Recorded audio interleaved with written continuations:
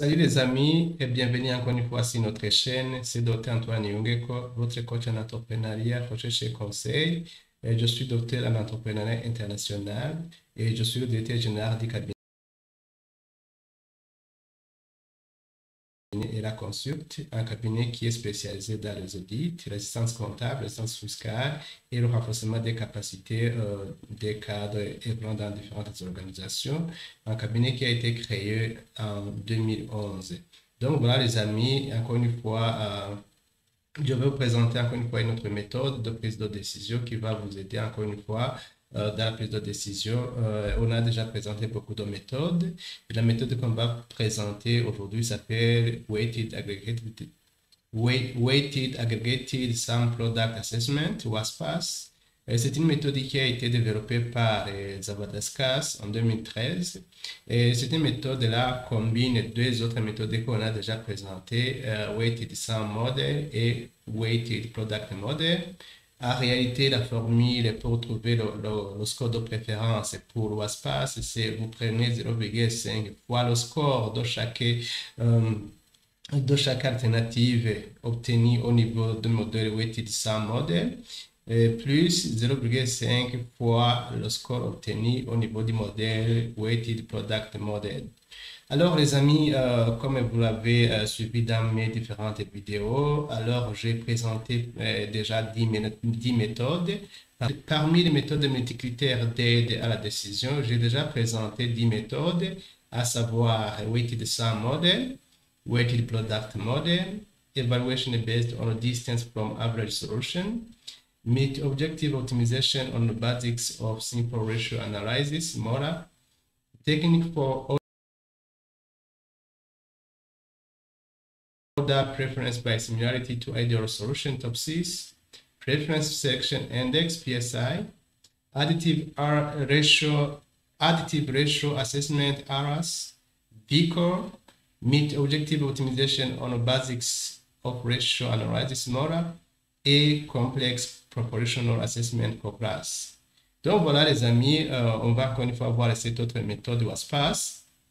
C'est une méthode alors qui aussi fait partie des autres méthodes des multicritères d'aide à la décision. Et comme vous le voyez, nous avons besoin de calculer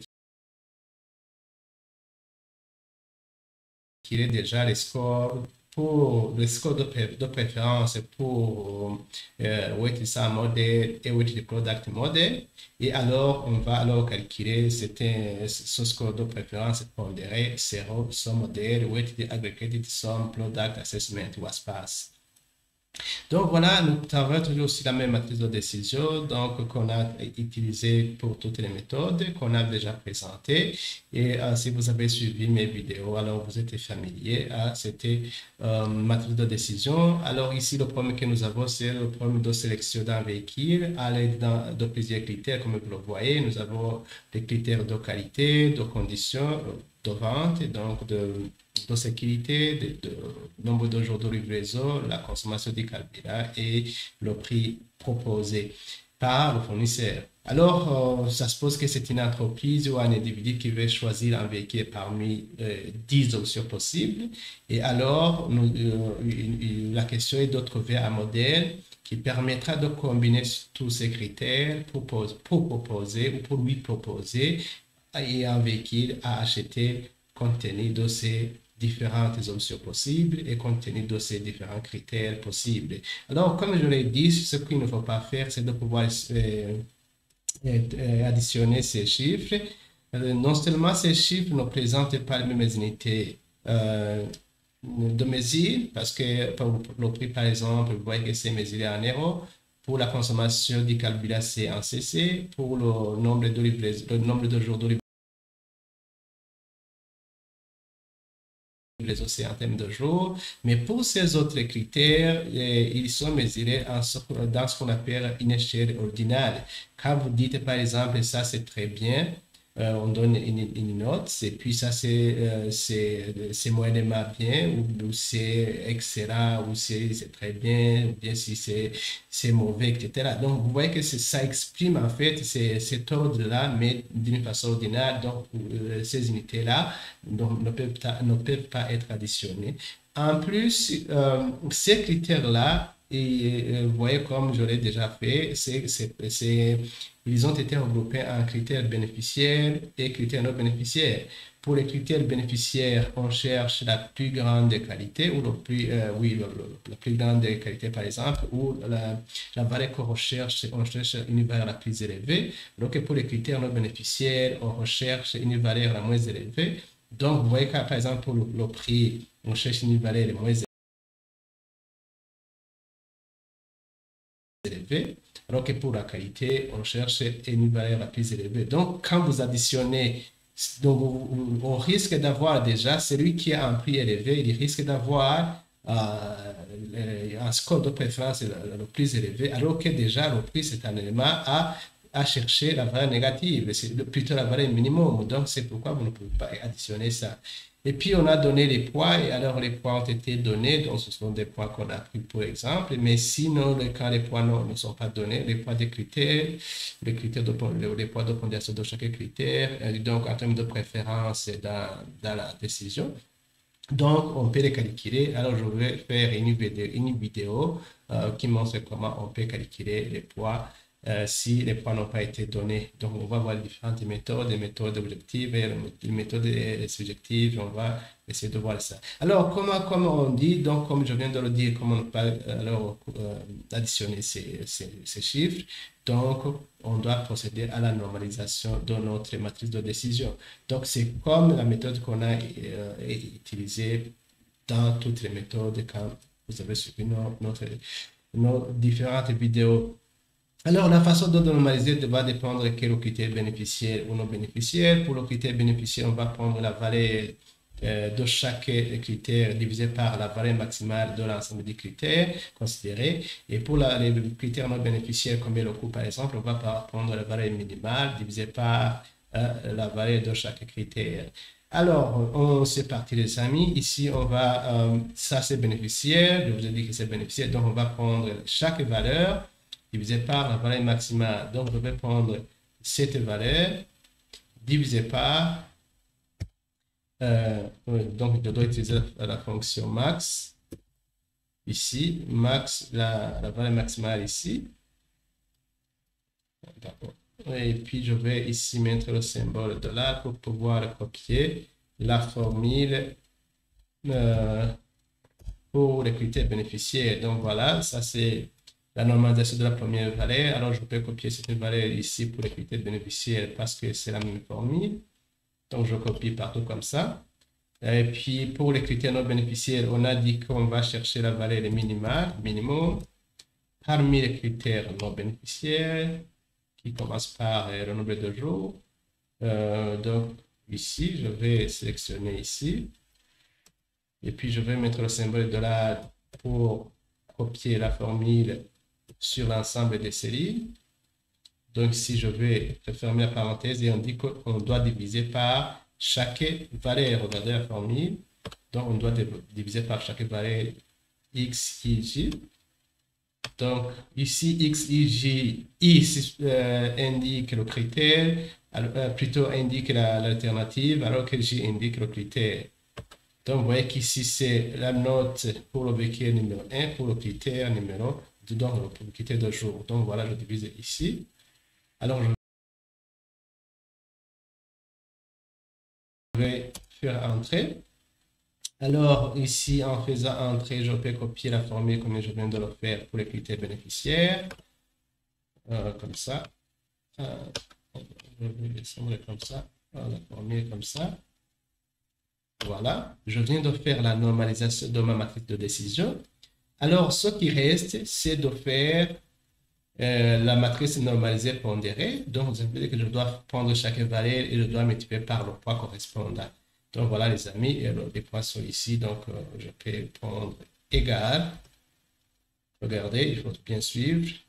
Ça, c'est pour le cas de weight sum model. Sinon, pour le cas de product sum model, vous savez que je dois élever au carré. Donc, c'est poids. Donc, je prends ça, cette valeur. Je multiplie par cette valeur du critère, la pondération. Alors, je mets le symbole de là pour pouvoir copier la formule partout parce que c'est la même formule. Alors ici, je peux copier partout. Donc, comme ça. Parce que c'est la même formule.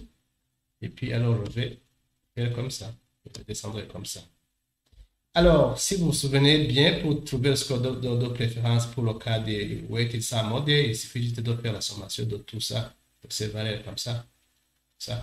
Alors, on va faire de même pour le cas de weighted product model, mais vous savez que ces poids-là, c'est remis ou élevé au carré. Mais je dois travailler sur la matrice normalisée.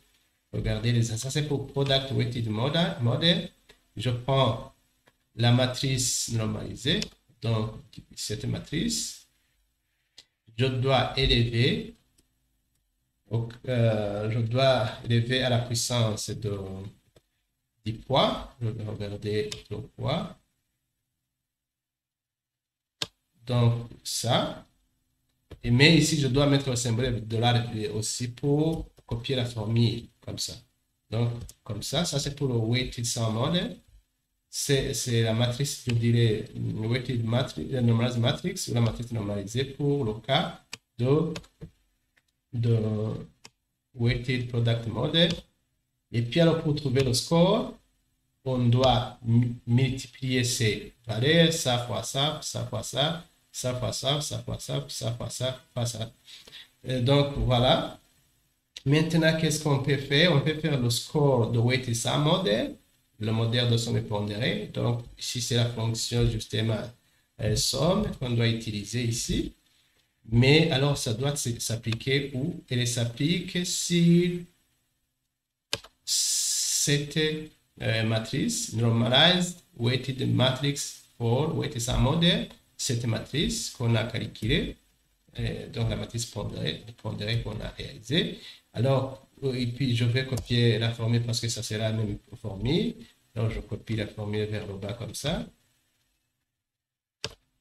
Voilà. Et puis, je vais, pour le weighted product model, là, il faut multiplier. Alors, je sais la fonction produit d'Excel, comme ça. Alors, je dois l'appliquer ici sur cette matrice. Je dois multiplier ça fois ça, fois ça, fois ça, fois ça, fois ça. C'est comme ça qu'on calcule le score dans le weighted product model. Je fais comme ça. Ici, je dois copier vers le bas parce que c'est la même formule. Comme ça, ici, je peux juste réduire les chiffres à peu à virgule, je peux réduire les chiffres à 3 chiffres. Voilà.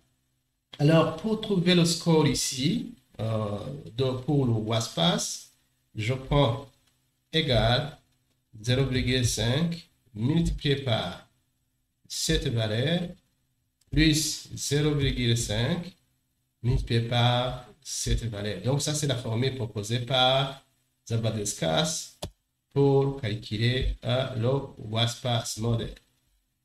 Si je réduis les chiffres à la virgule, puis je vais copier alors ici. Ici, je peux, comme je l'ai toujours fait, je peux mettre à la lumière la valeur la plus élevée ici, qui a le score de préférence le plus élevé. Ici, je vais chercher juste une seule valeur. Je dois indiquer que je cherche une seule valeur. Comme ça. Ici aussi, je vais indiquer que je cherche une seule valeur la plus élevée. Comme ça. Peut-être je peux changer la couleur pour différencier. Je cherche une seule valeur. Voilà. Ici aussi pour WASPAS. Ici aussi, je dois faire de même. Justement en changeant la couleur pour que ça soit bien différencié. Vert, ici, je cherche une seule valeur. Donc, vous voyez, ici, je peux faire le classement. Pour le classement, pour garder le classement WASPAS, je vais classer ces valeurs. Mais d'emblée, vous voyez que c'est toujours le 5e véhicule qui est classé numéro 1. Donc, regardez 1, 2, 3, 1, 2, 3, 4, 5. C'est le 5e. Donc, je vais faire le classement. C'est égal en de cette valeur, point virgule, dans cette matrice qui doit rester figée. Comme ça, alors je ferme la parenthèse comme ça, et puis j'appuie sur F4, comme ça pour figer. Je fais entrer, et puis je vais copier la formule vers le bas. Donc ici, je vais mettre la lumière justement la petite valeur ici. Je vais juste initier la valeur, petite initier la valeur. Donc vous voyez que c'est toujours avec le numéro 5. Et puis je vais faire le classement au niveau de Weighted Product Model. Donc c'est ici. Je place ici, je fais rang comme ça. Et puis je vais Weighted Sum Model de cette valeur qui se trouve dans cette matrice. Et puis, je dois figer la matrice pour que je puisse copier la formule vers le bas. F4. Si je fais F4, puis je fais entrer. Et puis, je vais copier vers le bas. Et puis, je vais encore une fois montrer la valeur, dis-moi, la moins élevée. Pour justement mettre la lumière, justement, cette valeur du classement. Je vais différencier la couleur, ouais, par exemple. Et puis, je vais faire le classement aussi pour le cas de Weighted Sum Model égal. Je fais rang, la fonction rang ou équation rang. Donc, c'est la même chose, comme ça. Je vais Weighted Sum Model. Il est ici. Je vais faire classement de ça, cette valeur.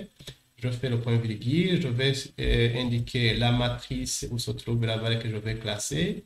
Et puis, je vais figer cette matrice pour que je puisse copier vers le bas la formule, comme ça.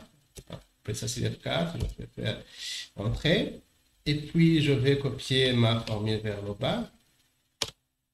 Et puis, je vais, comme je l'ai toujours fait, je vais montrer, mettre la lumière la petite valeur. Ici, je vais juste une cette valeur, puis je vais changer de couleur un peu, comme ça. Non, peut-être, non, vert foncé, je l'ai déjà utilisé, peut-être ça, ou jaune, comme ça, peut-être, voilà. Donc, voilà, les amis, au niveau du classement, on voit que on a le résultat qu'on a ici. Au niveau du classement, c'est le véhicule numéro 5. Ici, peut-être, je peux insérer une colonne. Comme ça, alors, je vais amener les noms des véhicules pour que ça soit bien clair pour tout le monde. Je fais comme ça. Regardez, je fais comme ça. Alors, les amis, j'amène juste ici... J'ajoute une colonne ici, comme ça, alors, pour que ça soit bien visible. Alors, voyons au niveau du classement, selon ces méthodes, WASPAS, ici, le premier véhicule a été classé numéro 3 pour toutes les méthodes, véhicule numéro 2, 3 pour toutes les méthodes, véhicule numéro 3, classé numéro 2 pour toutes les méthodes, véhicule numéro 4 a été classé 5e pour WASPAS et Weighted Product Model, mais ça a été classé numéro 6 pour le cas de Weighted Sum Model. Le véhicule numéro 5 a été classé premier pour toutes les méthodes. Véhicule numéro 6 classé 6e partout. Numéro 7, 10e partout. Numéro 8, il y a une discordance au niveau du classement. Donc ici, on voit que les deux méthodes l'ont classé 6e, mais Weighted Sum Model a été classé numéro 5. Et puis, pour le cas du véhicule numéro 9, ça a été classé 9e. Et aussi pour le 10e véhicule, a été classé 8e. Donc, il y a juste une discordance au niveau de ce véhicule, celui-ci et celui-ci. Donc, voilà. Alors, vous voyez, les amis, c'est l'intérêt d'utiliser plusieurs méthodes. Parce que quand vous utilisez plusieurs méthodes, alors vous allez alors prendre la valeur, les valeurs ou la proposition sur laquelle plusieurs méthodes tombent d'accord. Donc, voilà, les amis, en utilisant cette méthode, on voit que nous le véhicule numéro 5 toujours est préférable par rapport aux autres véhicules. Donc, c'est selon cette méthode WASPAS, donc la méthode WASPAS, Weighted Aggregated Sum Product Assessment. Voilà, donc en termes de conclusion finale, cette méthode conduit à la même conclusion que les 10 méthodes que j'ai déjà présentées dans mes vidéos à rapport avec les méthodes multicritères d'aide à la décision. Donc, le véhicule numéro 5 toujours reste le mieux préféré par rapport aux autres véhicules. Alors voilà les amis, c'est la fin de cette présentation. Si vous avez aimé cette vidéo, n'hésitez pas de la partager, de la liker. Et je vous rappelle qu'il est possible d'avoir un certificat en méthode multicritère d'aide à la décision si justement vous passez un examen et que vous réussissez l'examen et d'autres conditionnalités qu'il faudra discuter, les modalités pratiques qu'il faudra faire. Et si vous avez vraiment envie de ça, donc c'est possible. Sinon, si vous avez appris comment prendre des décisions sur base de plusieurs critères, c'est mieux d'avoir un certificat qui atteste ça. Et alors, le cabinet là, va se charger de faire ça parce que c'est un cabinet qui offre des formations, qui donne des certificats et il fait cela depuis 2011. Et donc, nous sommes dans le renforcement des capacités et depuis 2011, on ne fait que travailler avec des grandes entreprises pour assurer la formation dans la sous-région. Et merci alors pour votre suivi. Alors, à la prochaine vidéo.